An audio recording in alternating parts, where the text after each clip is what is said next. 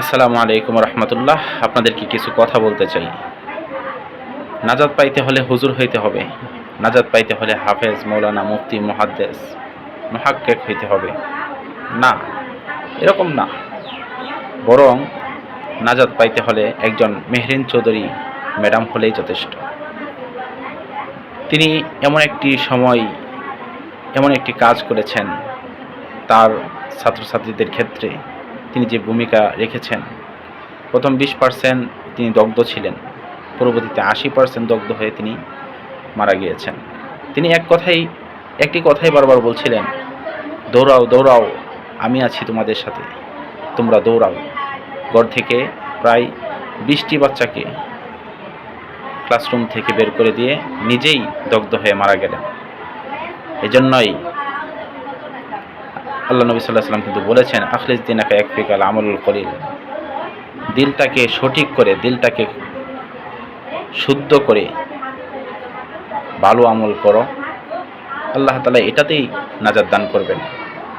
Mehreen Chowdhury madam যে কাজটি করেছেন, এটাই তার জন্য নাজাত, এটাই তার জন্য পরকালের মাফের একটি মাধ্যম। অবশ্যই তিনি মাফ পাবেন, আল্লাহ তাআলা অবশ্যই তাকে মাফ করবেন।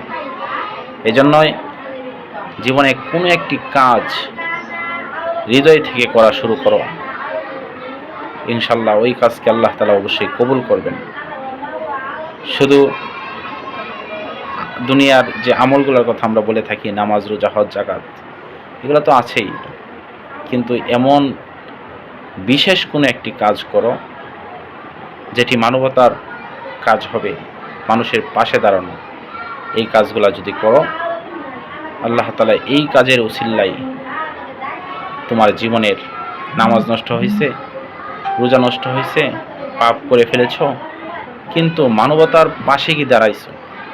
এই দাঁড়ানোর কারণে, এই ছোট ছোট বাচ্চাদের পাশে গিয়ে দাঁড়াইছো, এমন কোনো কাজ করে ফেলেছ যেটা আল্লাহ তাআলার কাছে অত্যন্ত প্রিয় হয়ে গিয়েছে, যার কারণে আল্লাহ তাআলা তোমাকে নাজাত দান করবেন। আমরা দোয়া করি আল্লাহ তাআলা মেহরিন চৌধুরী ম্যাডামকে, এই বোনটিকে জান্নাতের উচ্চ মাকাম দান করুন, আমিন। আর যারা দগ্ধ হয়ে মারা গিয়েছে, ছোট ছোট বাচ্চারা যারাই মারা গিয়েছে, তাদের জন্য আমরা দোয়া করি, হৃদয়ের গহীন থেকে তাদের জন্য দোয়া করি, আল্লাহ তাআলা যেন তাদেরকে মাফ করে দেন।